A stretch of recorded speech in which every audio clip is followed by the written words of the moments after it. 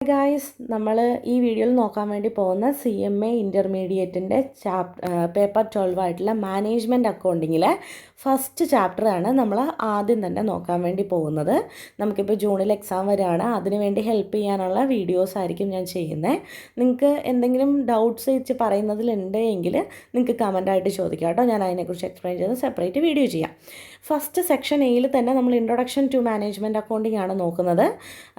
അതിൽ തന്നെ എന്ന് പറഞ്ഞു കഴിഞ്ഞാൽ ബേസിക്കലി അക്കൗണ്ടിങ് എന്താണ്, അക്കൗണ്ടിങ്ങിൻ്റെ ടൈപ്സ് എന്തൊക്കെ, മാനേജ്മെൻറ്റ് അക്കൗണ്ടിങ്ങിൻ്റെ സ്കോപ്പ്, അതുപോലെ എങ്ങനെയൊക്കെയാണ് ഫങ്ഷൻ ചെയ്യുന്നത്, മാനേജ്മെൻറ്റ് അക്കൗണ്ടിങ്ങിൻ്റെ എവല്യൂഷൻ, ഇങ്ങനത്തെ കാര്യങ്ങളാണ് നമ്മൾ ഫസ്റ്റ് ചാപ്റ്ററിൽ തന്നെ കാണുന്നത്, ഇൻട്രൊഡക്ഷൻ ടു മാനേജ്മെൻറ്റ് അക്കൗണ്ടിങ്ങിൽ കാണുന്നത്.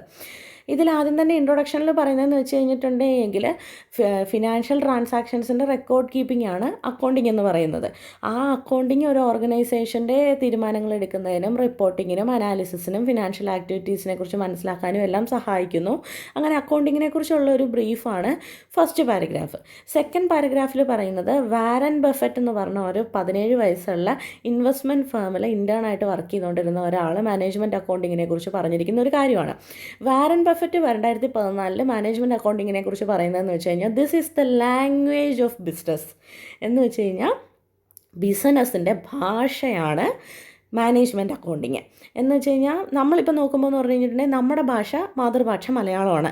അപ്പം ഇംഗ്ലീഷ് എന്ന് പറഞ്ഞു കഴിഞ്ഞിട്ടുണ്ടെങ്കിൽ നമുക്കൊരു ഫോറിൻ ലാംഗ്വേജാണ്. അതുപോലെ തന്നെ നമ്മളെ സംബന്ധിച്ച് മറ്റൊരു ഫോറിൻ ലാംഗ്വേജാണ് അക്കൗണ്ടിങ്. എന്തിനു വേണ്ടിയാണ് നമ്മൾ അക്കൗണ്ടൻസ് ഈ അക്കൗണ്ടിങ് യൂസ് ചെയ്യുന്നത്? ബിസിനസ്സിൻ്റെ ഡീറ്റെയിൽസ് സ്റ്റേക്ക് ഹോൾഡേഴ്സിനും മാനേജ്മെൻറ്റുമായിട്ട് കമ്മ്യൂണിക്കേറ്റ് ചെയ്യാൻ, ബിസിനസ്സിന് കമ്മ്യൂണിക്കേറ്റ് ചെയ്യാനുള്ള ഭാഷയാണ് അക്കൗണ്ടിങ് എന്നുള്ളതാണ് വാരൻ ബഫറ്റ്. അല്ല, നമ്മൾ ഈ സ്റ്റേക്ക് ഹോൾഡേഴ്സിനും മാനേജ്മെൻറ്റിനും മാത്രമല്ല കേട്ടോ, ഗവൺമെൻറ്റിനും ടാക്സ് ബോഡീസിനും മാനേജേഴ്സിനും ഷെയർ ഹോൾഡേഴ്സിനും എംപ്ലോയീസിനും ക്രെഡിറ്റേഴ്സിനും എല്ലാവർക്കും ബിസിനസ്സിനെ കുറിച്ച് മനസ്സിലാക്കാനുള്ള, അല്ലെ ബിസിനസ്സിന് അവരുമായിട്ട് കമ്മ്യൂണിക്കേറ്റ് ചെയ്യാനുള്ള ഭാഷയാണ് അക്കൗണ്ടിങ് എന്നുള്ളതാണ് വാരൻ ബഫറ്റ് പറഞ്ഞു വെക്കുന്നത്. ഈ മാനേജ്മെൻറ്റ് അക്കൗണ്ടിങ് യൂസ് ചെയ്യുന്ന ആളുകൾ ആരൊക്കെയാണ്, എങ്ങനെയാണ് ഇവർക്ക് അതുകൊണ്ട് ഗുണം കിട്ടുന്നത് എന്നുള്ളതാണ് അടുത്തത് പറയുന്നത്. പോയിൻ്റ് ബൈ പോയിൻ്റ് ആയിട്ട് ഓണേഴ്സ് ആൻഡ് ഇൻവെസ്റ്റേഴ്സിന് മാനേജ്മെൻറ്റ് അക്കൗണ്ടിങ് കൊണ്ട് എന്താണ് ഗുണം? നിങ്ങൾ തന്നെ ചിന്തിച്ച് നോക്കുക. ഓണേഴ്സ് ആൻഡ് ഇൻവെസ്റ്റേഴ്സിന് മാനേജ്മെൻറ്റ് അക്കൗണ്ടിങ് കൊണ്ടുള്ള ഗുണം, അവർക്ക് ഇതിൻ്റെ അകത്ത് ഇൻവെസ്റ്റ് ചെയ്ത് കഴിഞ്ഞിട്ടുണ്ടെങ്കിൽ നാളെ ലാഭം കിട്ടുമോ? ലാഭം കിട്ടിയാൽ എത്ര കിട്ടും? ഇതുവഴി ഈ ബിസിനസ്സിലാണോ ഏറ്റവും കൂടുതൽ ലാഭം കിട്ടുക, അതോ അടുത്ത വേറെ എന്തെങ്കിലും ഒരു ഓപ്പർച്യൂണിറ്റി നോക്കുന്നതായിരിക്കുമോ നല്ലതെന്നൊക്കെ മനസ്സിലാക്കാനാണ് മാനേജ്മെൻറ്റ് അക്കൗണ്ടിങ് ഓണേഴ്സ് അല്ലെങ്കിൽ ഇൻവെസ്റ്റേഴ്സ് യൂസ് ചെയ്യുന്നത്. മാനേജ്മെൻറ്റ് എന്തിനാണ് ഇത് യൂസ് ചെയ്യുന്നത്? മാനേജ്മെൻറ്റ് യൂസ് ചെയ്യുന്നതെന്ന് പറഞ്ഞു കഴിഞ്ഞിട്ടുണ്ടെങ്കിൽ ഇതിൻ്റെ അകത്ത് ഡിസിഷൻ മേക്കിങ്ങുകൾ, ഫിനാൻഷ്യൽ ഡിസിഷൻ മേക്കിങ്ങുകൾക്ക് സാമ്പത്തിക നഷ്ടമുണ്ടാവാത്ത തീരുമാനങ്ങൾ എടുക്കാൻ മാനേജ്മെൻറ്റ് അക്കൗണ്ടിങ് ആവശ്യമാണ്. മൂന്നാമത് ക്രെഡിറ്റേഴ്സ്. ബിസിനസ്സിന് അല്ലെങ്കിൽ എനിക്കൊരാൾ അല്ലെങ്കിൽ നിങ്ങൾക്കൊരാൾ കടം തരുമ്പോൾ നിങ്ങൾക്കത് തിരിച്ചടയ്ക്കാനുള്ള ശേഷിയുണ്ടോ എന്ന് ചെക്ക് ചെയ്യാൻ, അല്ലെങ്കിൽ ഒരു ബിസിനസ്സിന്, ഞാനിപ്പോൾ ഒരു ബിസിനസ്സിന് കടം കൊടുക്കുകയാണെങ്കിൽ ആ ബിസിനസ്സിന് എനിക്ക് തിരിച്ചു തരാനുള്ള ശേഷിയുണ്ട് എന്ന് തെളിയിക്കാൻ അവർക്ക് എന്ത് കാണിച്ചാൽ മതി? അവരുടെ മാനേജ്മെൻറ്റ് അക്കൗണ്ടിങ് ഡോക്യുമെൻറ്റ്സ് കാണിച്ചാൽ മതി. അപ്പോൾ അതിൽ പ്രോഫിറ്റിൻ്റെ കാര്യങ്ങളും ഡീറ്റെയിൽസും കണ്ടു കഴിയുമ്പോൾ എനിക്ക് മനസ്സിലാവും, ഇവൻ എൻ്റെ പൈസ തിരിച്ചു തരാനുള്ള ഇതുണ്ട്. അപ്പോൾ ക്രെഡിറ്റേഴ്സിന് പൈസ കടം കൊടുക്കാൻ ഈ മാനേജ്മെൻറ്റ് അക്കൗണ്ടിങ് ഡീറ്റെയിൽസ് ബിസിനസ്സിന് കാണിക്കാനായിട്ട് പറ്റും. പിന്നെ റെഗുലേറ്ററി ഏജൻസീസ് എന്താണ്? ടാക്സ് അല്ലെങ്കിൽ ഗവൺമെൻറ്റിനെയൊക്കെയാണ് റെഫർ ചെയ്യുന്നത്. പിന്നെയുള്ളത് ഗവൺമെൻറ്റിന് തന്നെ എന്ന് പറഞ്ഞു കഴിഞ്ഞിട്ടുണ്ടെങ്കിൽ സ്റ്റാറ്റിസ്റ്റിക്സ്, ബിസിനസ് യൂണിറ്റിൻ്റെ സ്റ്റാറ്റിസ്റ്റിക്സ് മനസ്സിലാക്കാനായിട്ട് ഗവൺമെൻറ്റിന് മാനേജ്മെൻറ്റ് അക്കൗണ്ടിങ് ആവശ്യമാണ്. Potential investors. First point owners or investors എന്ന് പറഞ്ഞാൽ ആദ്യം തന്നെ ഇൻവെസ്റ്റ് ചെയ്യുന്ന ആൾക്കാർ. പൊട്ടൻഷ്യൽ ഇൻവെസ്റ്റേഴ്സ് എന്ന് പറഞ്ഞു കഴിഞ്ഞാൽ പിന്നീട് നമ്മൾ ഫണ്ട് റേസ് ചെയ്യുമ്പോൾ പുതിയൊരു ഇൻവെസ്റ്ററിനെ കണ്ടുപിടിക്കാൻ നോക്കുമ്പോൾ അവരെ കൺവിൻസ് ചെയ്യാൻ നമുക്ക് മാനേജ്മെൻറ്റ് അക്കൗണ്ടിങ് ആവശ്യമാണ്. പിന്നെ പറയുന്നത് എംപ്ലോയീസാണ്. എംപ്ലോയീസിന് എന്തിനാണ്? സാലറി കിട്ടുമെന്നറിയാൻ. ഞാൻ ഈ കമ്പനിയിൽ ജോലിക്ക് കയറി, എനിക്ക് പൈസ കിട്ടുമോ എന്നറിയാൻ മാനേജ്മെൻറ്റ് അക്കൗണ്ടിങ് ബുക്ക് നോക്കിയാൽ മതി. അപ്പോൾ അത് വെച്ചിട്ട് നമുക്ക് മനസ്സിലാക്കാൻ പറ്റും കമ്പനി ലാഭത്തിലാണ് എനിക്ക് കിട്ടുക എന്നുള്ളത്. പിന്നെ റിസർച്ചേഴ്സ് ഭാവിയിലേക്കുള്ള ബിസിനസ് അഫയേഴ്സിൻ്റെയും പ്രാക്ടീസിനും ആവശ്യമായിട്ടുള്ള അക്കൗണ്ടിങ് ഡേറ്റ ആയിട്ടാണ് മാനേജ്മെൻറ്റ് അക്കൗണ്ടിങ്ങിനെ കാണുന്നത്. പിന്നെ അടുത്തത് പറയുന്നതെന്ന് വെച്ച് കഴിഞ്ഞിട്ടുണ്ടെങ്കിൽ മാനേജ്മെൻറ്റ് എന്തൊക്കെ ടൈപ്പ് ഓഫ് മാനേജ്മെൻറ്റ് ഉണ്ടെന്നുള്ളതാണ് അടുത്ത പാരഗ്രാഫിൽ പറഞ്ഞിരിക്കുന്നത്. Top level, middle level and lower level. പിന്നെ അക്കൗണ്ടിങ്ങിൻ്റെ branches financial accounting, cost accounting, management accounting. ഇത് മൂന്നുമാണെന്നുള്ളതാണ് അടുത്ത 2 പാരഗ്രാഫിലായിട്ട് എക്സ്പ്ലെയിൻ ചെയ്ത് വെച്ചിരിക്കുന്നത്. ഇനി നിന്നാണ് നമ്മൾ മെയിൻ പോയിന്റിലേക്ക് പോകുന്നത്. എന്താണ് നമ്മുടെ main point? What is management accounting? Management accounting എന്താണെന്നുള്ളതാണ്. മാനേജ്മെൻറ്റ് അക്കൗണ്ടിങ്ങിൽ എന്താണ് ബേസിക്കലി ഉള്ളത്? 2 വാക്കുകളാണ്. ഒന്ന് മാനേജ്മെൻറ്റും ഒന്ന് അക്കൗണ്ടിങ്ങും. മാനേജ്മെൻറ്റ് എന്നതുകൊണ്ട് ഉദ്ദേശിക്കുന്നതെന്ന് പറഞ്ഞു കഴിഞ്ഞിട്ടുണ്ടെങ്കിൽ കമ്പനിയുടെ ഗോൾസും അല്ലെ കമ്പനിയുടെ ലക്ഷ്യങ്ങളിലേക്ക് എത്താൻ വേണ്ടി പ്രവർത്തിക്കുന്ന ഒരു എന്താ പറയുക, ഒരു നിയമസംഹിത എന്നൊക്കെ പറയില്ലേ, അങ്ങനെയാണ് മാനേജ്മെൻറ്റ്. ആ മാനേജ്മെൻറ്റിൻ്റെ കൂട്ടത്തിൽ അക്കൗണ്ടിങ്ങും കൂടെ വന്നു കഴിയുമ്പോഴത്തേക്കും ബിസിനസ് റൺ ചെയ്യുമ്പോൾ ആവശ്യമായിട്ടുള്ള ടാസ്കുകൾ എന്തൊക്കെ, യൂസ്ഫുൾ ഇൻഫർമേഷൻസ് എല്ലാം കണ്ടുപിടിക്കാനായിട്ട് പറ്റും. പിന്നെ മാനേജ്മെൻറ്റ് അക്കൗണ്ടിങ്ങിൽ നോക്കിക്കഴിയുമ്പോൾ എന്ന് പറഞ്ഞു കഴിഞ്ഞിട്ടുണ്ടെങ്കിൽ ഒരു ഓർഗനൈസേഷന് ആവശ്യമായിട്ടുള്ള കുറേ ഇൻഫർമേഷൻസ് ഈ മാനേജ്മെൻറ്റ് അക്കൗണ്ടിങ് പ്രൊവൈഡ് ചെയ്യുന്നുണ്ട്. എന്തൊക്കെ ഇൻഫർമേഷനാണ് പ്രൊവൈഡ് ചെയ്യുന്നത്? ഫിനാൻഷ്യലും നോൺ ഫിനാൻഷ്യൽ ഇൻഫർമേഷൻസും കൊടുക്കുന്നുണ്ട്. പിന്നെ ആക്യുറേറ്റ് ആയിരിക്കും കൊടുക്കുന്നത്. മാനേജ്മെൻറ്റ് അക്കൗണ്ടിങ് വഴിയാണ് ഇൻഫർമേഷൻ എടുക്കുന്നത്. നമ്മൾ പറയുന്നതിനേക്കാളും വ്യക്തതയുള്ള റിപ്പോർട്ടായിരിക്കും മാനേജ്മെൻറ്റ് അക്കൗണ്ടിങ് കൊടുക്കുന്നത്. ആക്ച്വൽ റിപ്പോർട്ടാണ്. അതുപോലെ തന്നെ പാസ്റ്റ് എങ്ങനെയായിരുന്നു എന്നുള്ളതും ഫ്യൂച്ചറിൽ എങ്ങനെയാണ് നമ്മുടെ ബഡ്ജറ്റ് വരുന്നതെന്നുള്ളതും മാനേജ്മെൻറ്റ് അക്കൗണ്ടിങ്ങിൽ പറയുന്നുണ്ട്. പിന്നെ ഡീറ്റെയിൽഡ് എക്സ്പ്ലനേഷൻ ഉണ്ടാവും. അതുപോലെ തന്നെ നമുക്ക് നമ്പേഴ്സും ടേബിൾസും ഗ്രാഫ്സും ഒക്കെ യൂസ് ചെയ്യുന്നതുകൊണ്ട് മനസ്സിലാക്കാൻ എളുപ്പമുണ്ടാവും. അതുപോലെ തന്നെ നമ്മുടെ പ്രോഫിറ്റ് ആണോ ലോസ് ആണോ, അല്ലെങ്കിൽ എത്ര കോസ്റ്റ് ആവും, എത്ര ഇൻകം വരും, അങ്ങനത്തെ കാര്യങ്ങളെല്ലാം മനസ്സിലാക്കാൻ മാനേജ്മെൻറ്റ് അക്കൗണ്ടിങ് നമ്മളെ സഹായിക്കുന്നുണ്ട്. പിന്നെ പറയുന്ന മാനേജ്മെൻറ്റ് ലെവലാണ് senior level, middle level, lower level, executives. അതൊക്കെ വലിയ കാര്യമുള്ള കാര്യങ്ങളല്ല, ജസ്റ്റ് അതിൻ്റെ ഒരു ഇൻട്രൊഡക്ഷൻ എന്നുള്ള രീതിയിൽ പറഞ്ഞു വെക്കുന്നു എന്നുള്ളതേ ഉള്ളൂ. പിന്നെ ഒരു എക്സ്പ്ലനേഷൻ തരുന്നതെന്ന് പറഞ്ഞാൽ ഈ എക്സ്പ്ലനേഷൻ നിങ്ങൾ പഠിച്ചു വെക്കണം. CIMA chartered institute of management accounting പറയുന്ന മാനേജ്മെൻറ്റ് അക്കൗണ്ടിങ്ങിൽ എന്തൊക്കെ ഇൻഫർമേഷനാണ് ഉള്ളത്, മാനേജ്മെൻറ്റ് അക്കൗണ്ടിങ് യൂസ് ചെയ്യുമ്പോൾ എന്തൊക്കെയാണ് നമ്മുടെ ഹെൽപ്പ് ചെയ്യുന്നത് എന്നുള്ളതാണ് അടുത്ത ഇതിൽ പറഞ്ഞിരിക്കുന്നത്. അതിനൊരു 8-9 പോയിൻറ്റ്സാണ്, ഇന്ന കാര്യങ്ങളാണ് ഇൻവോൾവ് ആയിട്ടുള്ളതെന്ന് പറഞ്ഞിട്ട് 9 പോയിൻറ്റിക്ക് പറയുന്നുണ്ട്. സ്ട്രാറ്റജിക് ഡിസിഷൻ മേക്കിങ്സിന് വേണ്ടി അല്ലെങ്കിൽ ബിസിനസ് സ്ട്രാറ്റജീസ് കണ്ടുപിടിക്കാൻ വേണ്ടി, ഫോർമുലേറ്റ് ചെയ്യാൻ വേണ്ടി മാനേജ്മെൻറ്റ് അക്കൗണ്ടിങ് യൂസ് ചെയ്യുന്നുണ്ട്. അതുപോലെ plans, long term, medium term and short term ഓപ്പറേഷൻസിന് വേണ്ടിയിട്ട്. പിന്നെ ക്യാപിറ്റൽ സ്ട്രക്ചർ, എങ്ങനെയാണ് നമ്മുടെ മൂലധനം ഉപയോഗിക്കേണ്ടതെന്ന് മനസ്സിലാക്കാൻ വേണ്ടിയിട്ട്. അതുപോലെ എക്സിക്യൂട്ടീവ്സിനും ഷെയർ ഹോൾഡേഴ്സിനും ഒക്കെ എന്തൊക്കെ സ്ട്രാറ്റജീസ് യൂസ് ചെയ്യണമെന്ന് മനസ്സിലാക്കാൻ. ഓപ്പറേഷൻസ്, ഡേ ടു ഡേ ഓപ്പറേഷൻസിലെ ഡിസിഷൻ മേക്കിങ്ങിന് വേണ്ടിയിട്ട്. അതുപോലെ തന്നെ നമ്മുടെ കയ്യിലുള്ള റിസോഴ്സസ് കറക്റ്റായിട്ട് യൂസ് ചെയ്യാൻ, വേസ്റ്റേജ് ഒന്നുമില്ലാതെ കറക്റ്റായിട്ട് യൂസ് ചെയ്യാൻ വേണ്ടിയിട്ട്.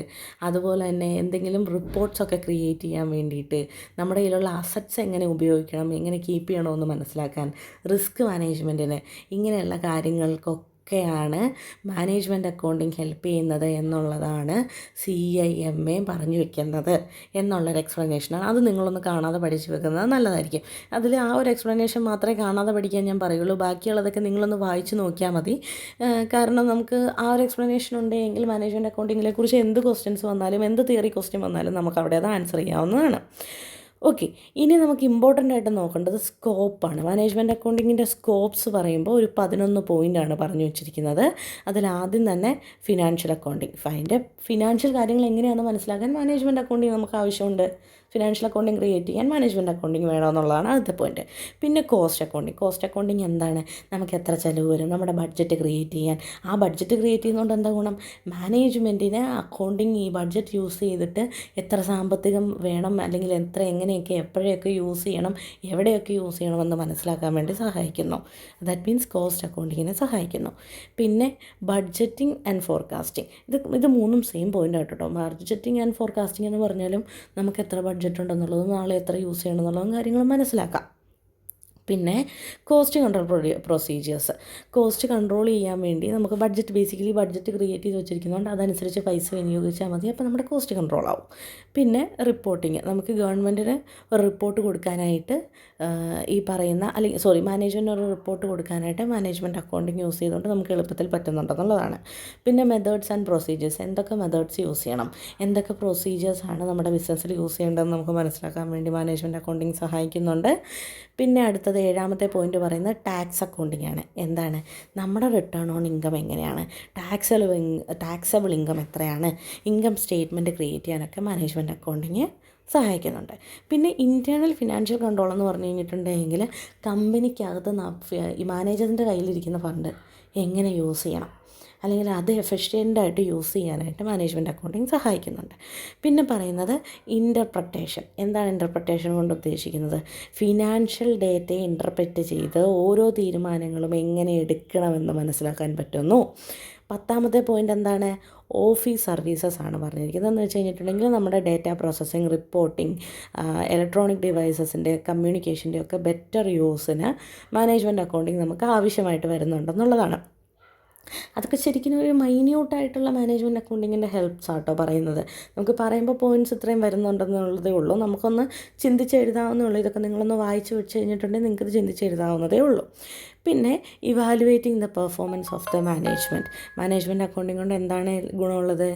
നമ്മുടെ മാനേജ്മെൻറ്റിൻ്റെ പെർഫോമൻസ് എങ്ങനെയുള്ളതാണ് എന്ന് അളക്കാൻ പറ്റും. അങ്ങനെ ഒരു ഗുണവും കൂടെ, അല്ലെങ്കിൽ അങ്ങനെ ഒരു സ്കോപ്പും കൂടെയാണുള്ളത്. ഈ 11 പോയിൻറ്റ്സാണ് മാനേജ്മെൻറ്റ് അക്കൗണ്ടിങ്ങിൽ പറയുന്നത്. നിങ്ങളത് കൃത്യമായിട്ടൊന്ന് വായിച്ച് നോക്കുക. കാണാപ്പാഠം പഠിക്കേണ്ട ആവശ്യമില്ല. പോയിൻറ്റ്സ് ഓർത്തിരുന്നാൽ തന്നെ നിങ്ങൾക്ക് പരീക്ഷയ്ക്ക് എഴുതാനായിട്ട് പറ്റുന്നതാണ്. അടുത്തത് പറയുന്നത് എവല്യൂഷൻ ഓഫ് മാനേജ്മെൻറ്റ് 4 സ്റ്റേജായിട്ടാണ് ഇവോൾവ് ആയി വന്നിരിക്കുന്നത്. അത് ബേസിക്കലി നിങ്ങൾ ഈ എക്സ്പ്ലനേഷൻസ് ഒന്നും നോക്കണ്ട. ബേസിക്കലി നിങ്ങൾ ഈ സ്ട്രക്ചർ, ഈ സ്റ്റേജസിൻ്റെ ഈ സ്ട്രക്ചർ നോക്കിക്കഴിഞ്ഞാൽ തന്നെ നിങ്ങൾക്ക് കാര്യം മനസ്സിലാവും. ഫസ്റ്റ് സ്റ്റേജ് എന്ന് പറയുന്നത് 1950-കൾക്ക് മുന്നേ ഉള്ള സമയമാണ്. ആ ടൈമിൽ എന്താണ് മാനേജ്മെൻറ്റ് അക്കൗണ്ടിങ് ചെയ്തുകൊണ്ടിരുന്നത്?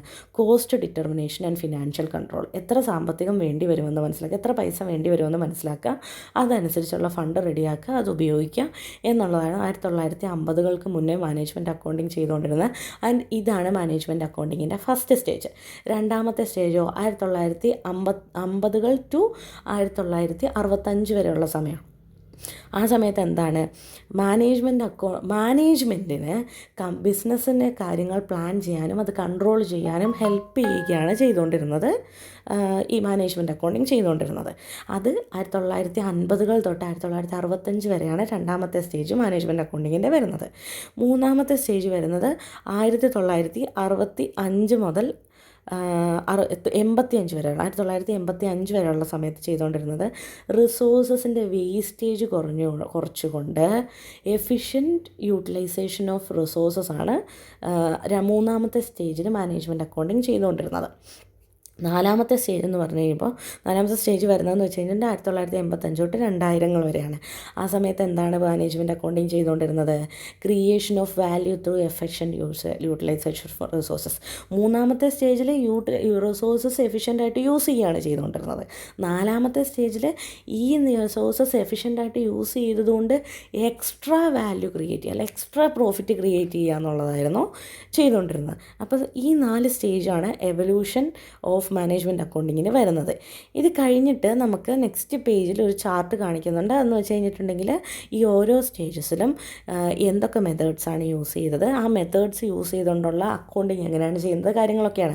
ഇത് നിങ്ങൾ ഞാനിപ്പം ഈ ടേബിൾ നിങ്ങളോട് എക്സ്പ്ലെയിൻ ചെയ്താൽ നിങ്ങൾക്ക് മനസ്സിലാവില്ല. കാരണം ഇതിൻ്റെ അടുത്ത ചാപ്റ്ററുകളിൽ ഈ ഓരോ കൈൻഡ് ഓഫ് കോസ്റ്റിങ്ങും എന്താണ് എന്നും അതെങ്ങനെ യൂസ് ചെയ്യണം എന്നുള്ള എക്സ്പ്ലനേഷൻ വരും. അപ്പോഴേ നിങ്ങൾക്ക് ഇതിൻ്റെ ഡീറ്റെയിൽഡ് ആയിട്ട് മനസ്സിലാവത്തുള്ളൂ. സോ ഇത് നിങ്ങൾക്കിപ്പോൾ ഇതിൻ്റെ അകത്ത് ഡീറ്റെയിൽസ് നിങ്ങൾ കാണാപ്പാഠം പഠിച്ചു വെക്കേണ്ട കാര്യങ്ങളൊന്നുമില്ല. ഇത് അടുത്ത പോയിൻ്റ്, ഇതിൻ്റെ ഓരോ point cost determination, standard costing, direct costing, record of cost accounting, അങ്ങനെ ഓരോ പോയിൻറ്റും നമ്മൾ എലാബറേറ്റ് ആയിട്ട് വരുന്ന ചാപ്റ്ററുകളിൽ പഠിക്കും.